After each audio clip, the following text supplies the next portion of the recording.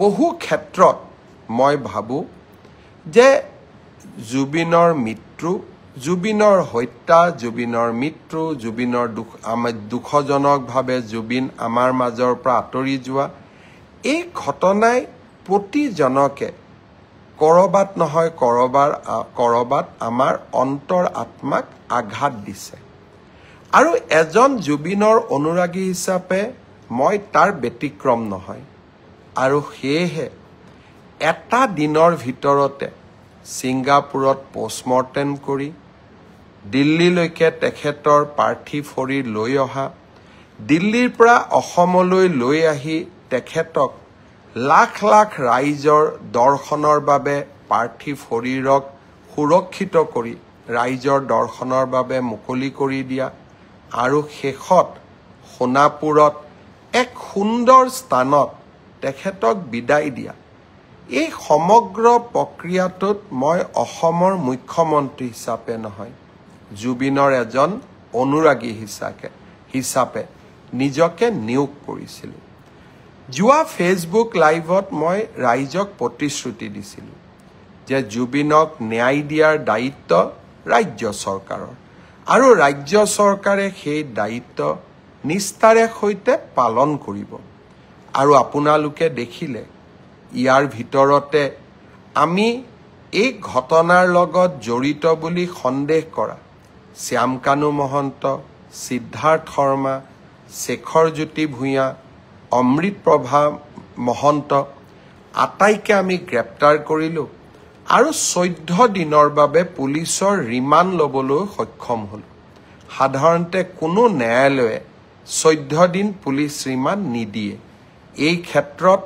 আমাৰ প্ৰচেষ্টাই এটা ব্যতিক্ৰমী ৰূপ ল'লে প্ৰথমবাৰৰ বাবে আমি কোনোবা এজন অভিযুক্তৰ বিৰুদ্ধে 14 দিনৰ পুলিচৰ ৰিমাণ্ড ল'বলৈ সক্ষম হৈছোঁ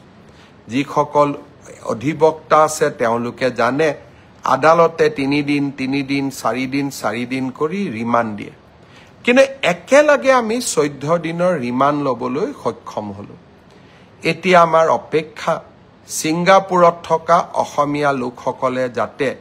আমাৰ তদন্ত প্ৰক্ৰিয়াত আহি সহযোগিতা কৰে আৰু তেখেতসকলে যদি এই তদন্ত প্ৰক্ৰিয়াত সহযোগ নকৰে আমি তেখেতসকলৰ বিৰুদ্ধেও আমি কঠোৰ হ'ম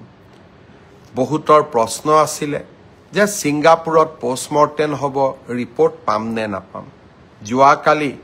জুবিনৰ পত্নী গৰিমা গাৰ্গৰ হাতত আমি ছিংগাপুৰৰ পোষ্টমৰ্টেম ৰিপৰ্টটো তুলি দিছোঁ গুৱাহাটী মেডিকেল কলেজত হোৱা পোষ্টমৰ্টেমৰ ৰিপৰ্টটো অহাকালি আমি জুবিনৰ পত্নী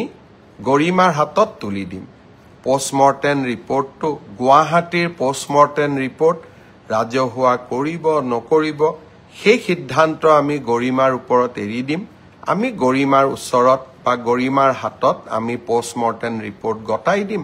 আৰু আমি আদালতকো এই পোষ্টমৰ্টেম ৰিপৰ্ট আমি গতাই দিম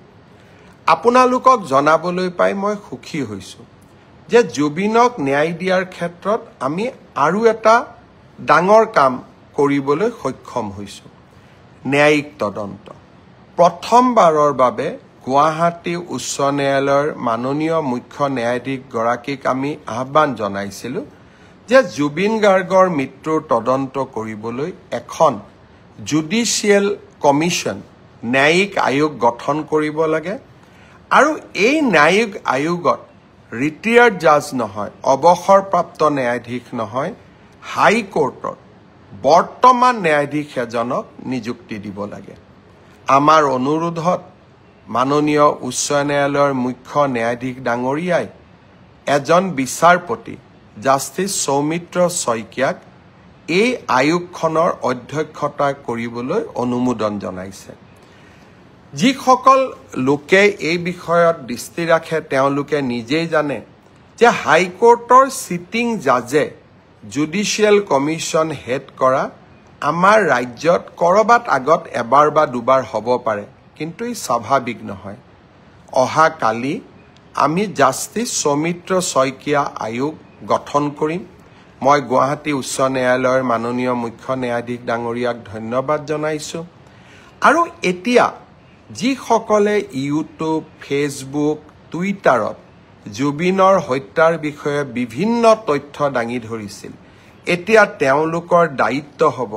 যে তেওঁলোকে এই ন্যায়িক আয়োগৰ সন্মুখলৈ গৈ শপতনামা দাখিল কৰা কৰবাত ফেচবুকত লাইক ইনষ্টাগ্ৰামত ফলোৱাৰ গোটাবলৈ জুবিনৰ অনুৰাগী হোৱা আৰু ন্যায়িক আয়োগক এতিয়া গৈ সহযোগিতা কৰা